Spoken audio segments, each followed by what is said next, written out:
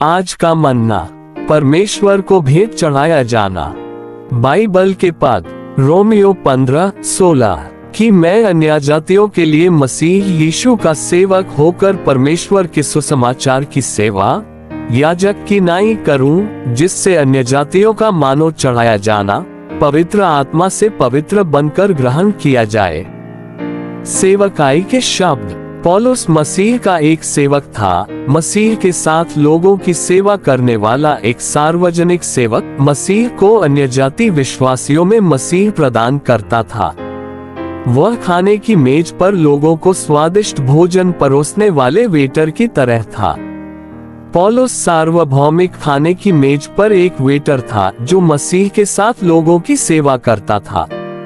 इस खाने की मेज पर सभी लोग मसीह से भरे हुए थे और मसीह उनके अस्तित्व के भीतर रूपांतरकारी तत्व बन गए। इस प्रकार अन्य जाति लोग अद्भुत सर्वसम्मिलित मसीह के सार के साथ रूपांतरित हो गए, जो जीवनदायक आत्मा है। इसके अलावा ये पद बताती है कि पौलुस एक याजक था, क्योंकि वह परमेश्वर के सुसमाचार का एक मेहनती याजक था। एक याजक के रूप में उसने परमेश्वर को उनकी संतुष्टि के लिए एक मीठी बलि के रूप में विश्वास करने वाले अन्य जातियों को चढ़ाया। जिन अन्य जातियों की उसने मसीह के साथ सेवा की, उन्हीं को उसने परमेश्वर को भेंट के रूप में प्रस्तुत किया। सुसमाचार का हमारा प्रचार ऊंचा उठाए जाने वाला होना चाहिए। यह एक ऐसा सुसमाचार होना चाहिए जो लोगों को मसीह प्रदान करे। हमें लोगों को मसीह प्रदान करना चाहिए ताकि वे पवित्र हो सके और मसीह के सार के साथ रूपांतरित हो सके और इस तरह परमेश्वर को भेंट बन सके।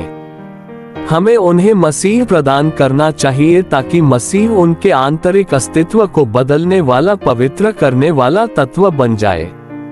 पौलुस अन्य जाति विश्वासियों को परमेश्वर को एक मीठी भेंट के रूप में मानता है।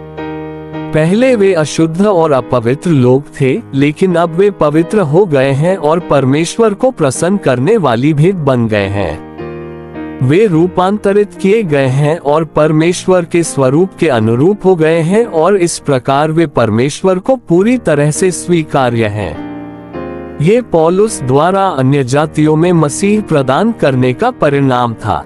आमीन।